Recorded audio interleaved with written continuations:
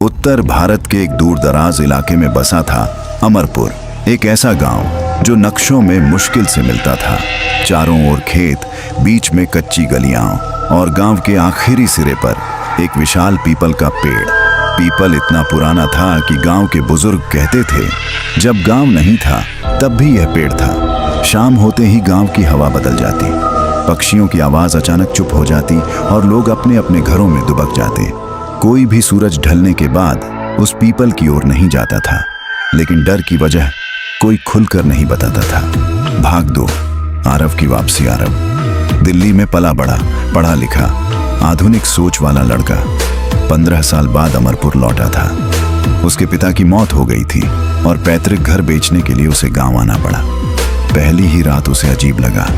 घर के पीछे से खुरचने जैसी आवाज आ रही थी।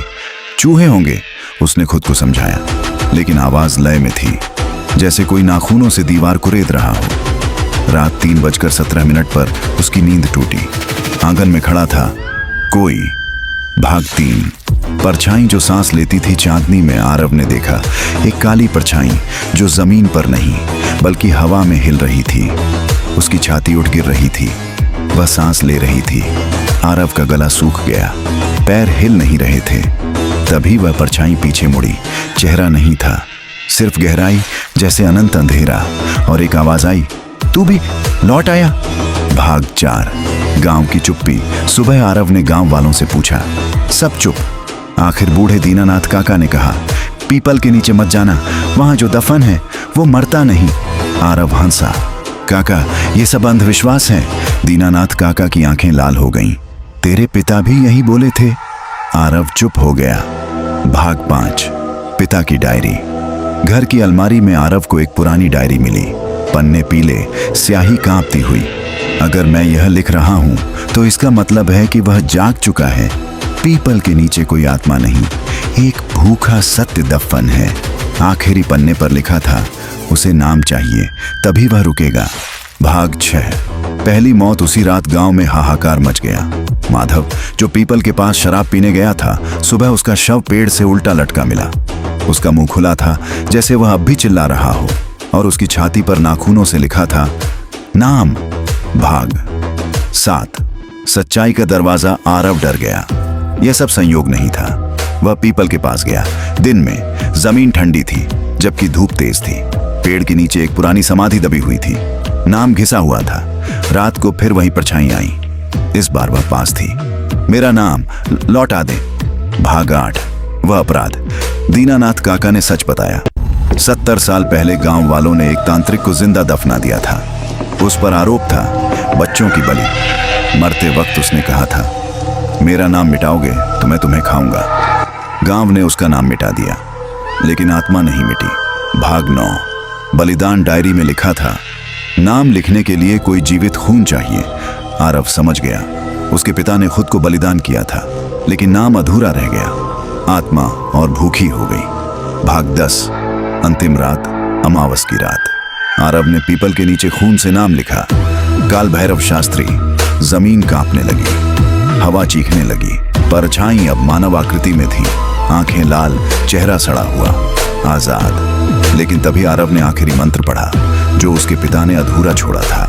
भाग 11। कीमत। सब कुछ शांत हो गया। पीपल सूख गया, आत्मा मुक्त हो गई। लेकिन सुबह गांव वालों ने देखा, पीपल के नीचे एक नई समाधि थी। नाम लिखा था, आरव। अंतिम पंक्ति। अमरपुर में अब कोई डर नहीं है।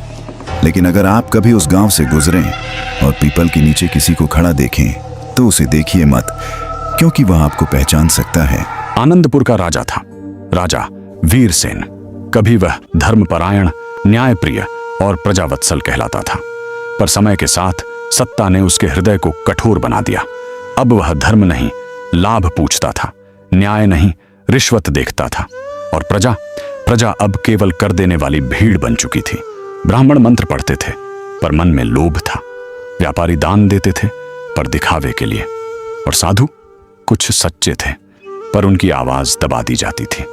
गांव में कहा जाने लगा, धर्म अब पुस्तकों में है, जीवन में नहीं। 2।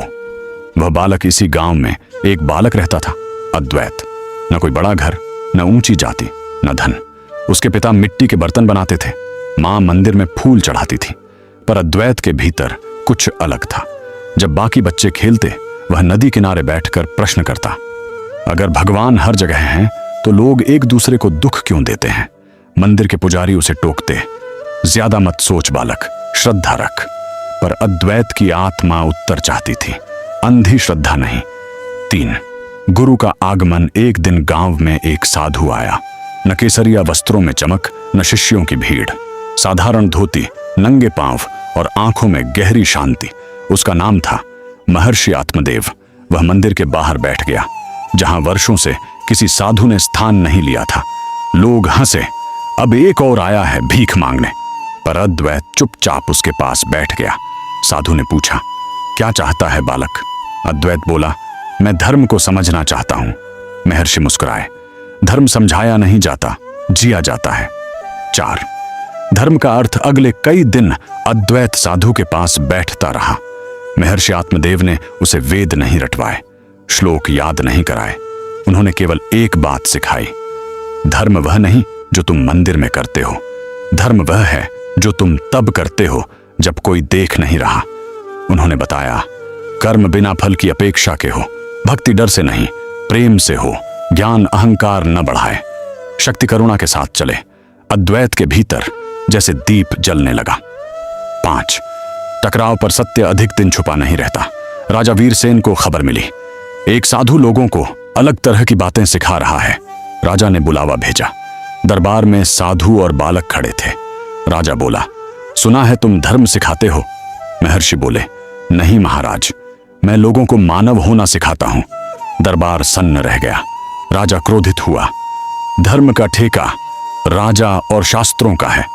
महर्षि शांत स्वर में बोले, जब राजा धर्म छोड़ देता है तब धर्म स्वयं बोलता है।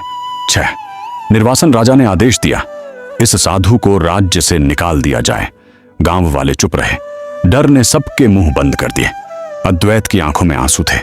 महर्षि ने उसके सिर पर हाथ रखा, याद रखना, धर्म अकेला चलता है, भीड़ हमेशा पीछे आती है। साधु चला गया, पर बीज बोकर। 7 बीज का अंकुरण। उस रात अद्वैत सो नहीं पाया। मंदिर गया, दीपक जलाया बरसों बाद, और पहली बार उसने भगवान से कुछ मांगा नहीं। उसने कहा, मुझे सही बनने की शक्ति दो, भले मैं अकेला रह जाऊं। हवा चली, घंटी बजी और आनंदपुर में कुछ बदलने लगा।